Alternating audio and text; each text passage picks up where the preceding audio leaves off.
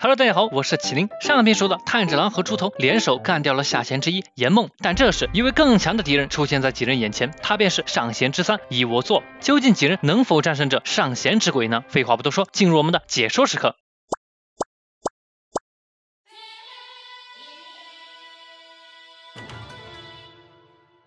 没等几人反应过来，一窝座一眨眼就消失在原地，瞬间出现在炭治郎头顶，就想直接干掉炭治郎。但一旁的炼狱也不是吃素的，反手一刀就切开了他的手臂，并击退了他。但一瞬间，一窝座手上的伤口就合上了，这就是上弦的实力。岩柱和上弦之三的战斗就此展开。看着实力强大的炼狱，一窝座都动心想让他也变成鬼，因为在他眼里，炼狱的斗气久经锤炼，已经接近至高领域。至高领域是斗气达到一定程度的实力体现，概念较为模糊。两人互相交换了名号，一窝座这才表示变成鬼就能再修炼个几百年，一定能踏入至高领域的。说了半天，这至高领域也没诱惑到炼狱，因为他可是如太阳一般的人类支柱之一。交谈到此为止，一窝座使出一招看似阵法的血鬼术向炼狱冲去，炼狱同样也使出不知火进行对抗。一旁的炭治郎甚至都看不清两人的动作，因为实在太快了。这时一窝座一跃跳到空中，隔空使出一招破坏杀空式，炼狱同样一招四之形圣夜挡住攻势，但却发现刚才的攻击是一窝座从远处隔空打来的。炼狱知道这样被保持距离很难将其斩首，索性直接暴速上前，强制性和一窝座进行近身战。两人瞬间战成一团。看着这么强大的炼狱，一窝座还在企图劝说他。这时一旁的炭治郎想起身帮忙，但立刻就被炼狱命令到让他不要动，不然伤口裂开就会致命。但这一分心，炼狱险些就被压制住了。紧接着战斗进入了白热化，两人都毫无保留地拿出了全部实力。经过一轮激战过后，炭治郎终于看清了两人的身影。只见一窝座的胸口被划了一道恐怖的伤痕，而炼狱浑身是血，甚至左眼都被毁掉了。看着眼前的身影，炭治郎几人说不出的难受。而且这样的战斗，他们插手只会给炼狱先生增添负担，而被炼狱搏命一战砍出的伤口，一窝座很快就恢复了，而炼狱依旧是浑身的伤痕。这场战斗究竟还如何进行下去？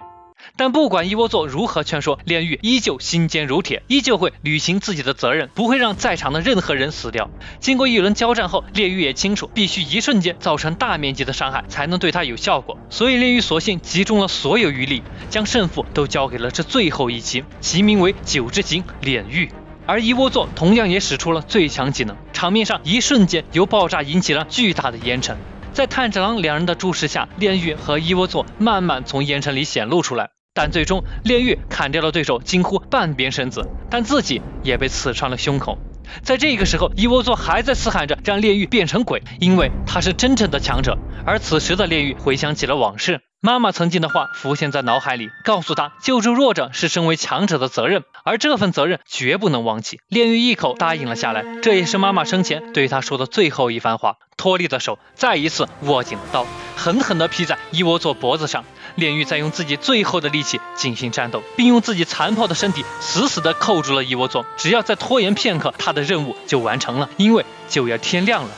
而这时炭治郎赶紧让猪头去帮忙，炼狱先生已经控制住了一窝座，猪头果断一招突击刺射就要砍向一窝座，但一股爆炸瞬间就将他弹开了。原来一窝座竟然自毁了双臂逃了出来，而眼看就要天亮了，一窝座也要逃命了。而这时炭治郎一把拿起手中的日轮刀，直接当标枪射了出去，一刀就刺穿了一窝座的胸口，而他也追了上来，并嘶喊着让他别想逃。一窝座这时也愣住了，在他眼里这个小鬼似乎理解错了，他并不是在逃离他们几人，而是在逃离太阳，并且胜负已分，是炼狱输了。但炭治郎仿佛听到了他的心里话一般，怒吼道：鬼杀队一直都在对你们有利的暗夜中战斗，而且有血有肉的大家一旦受伤也无法恢复。这场战斗是炼狱先生赢了，因为他没有让任何人死掉，战斗到了最后，守护到了最后。但太阳升起前，一窝座还是逃掉了。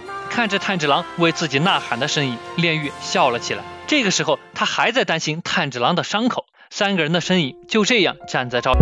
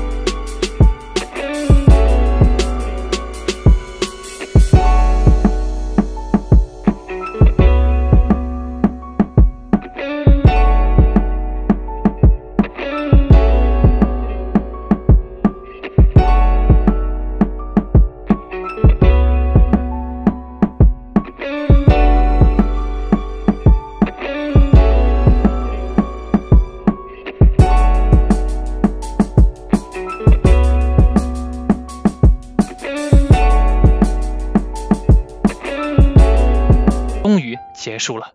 炼狱的死讯很快就传到了总部，其他柱也收到了消息，各自都有不同的反应。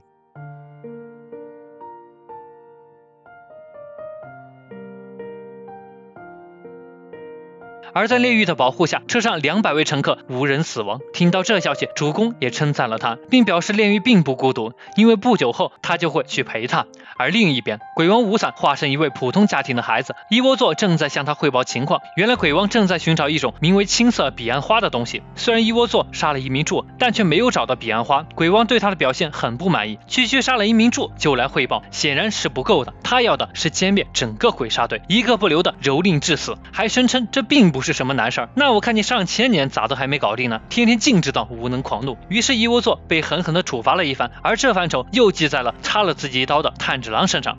另一边，三人组又回到了蝶屋养伤，但却发现炭治郎不见了。原来他是去完成炼狱先生最后的嘱托。在门口，炭治郎看到了炼狱的弟弟，但正想交代炼狱的话，屋里的老爹就打断了他的话，并嘲讽炼狱没有什么才能，偏要当剑士。这带刺的话语令炭治郎一愣，而紧接着老爹又骂了弟弟。炭治郎这下忍不住了，向他反驳了回去。但正要开骂的老爹看到了炭治郎耳朵上的挂饰，顿时惊呆了，一口咬定炭治郎是日之呼吸的使用者。但炭治郎并没有听说过什么日之呼吸啊。接着炼狱老爹直接就一拳抡了上来，上前来劝说的弟弟也被一拳打在脸上。这下炭治郎真的生气了，开始了反击，并询问他为什么要胡乱动手。这时炼狱老爹表示，就因为你是日之呼吸的使用者啊，而日之呼吸是最早诞生的呼吸，所有的呼吸都是日之呼吸的衍生品。听到这话，炭治郎惊呆了，自己家代代以烧炭为生，并且还有家谱，但自己却从来没有听说过。而炼狱老爹这时候表示，别以为你是日之呼吸的使用者就得意忘形，原来只是因为这个动手的呀，我晕了。炭治郎这下更生气了，直接就冲了上去。他不想再听到炼狱老爹说炼狱的坏话，但弟弟这时候提醒到，老爹可是原来的岩柱啊。但炭治郎也不怕你，我还是头柱呢，直接一招无敌头锤，然后就闯祸了。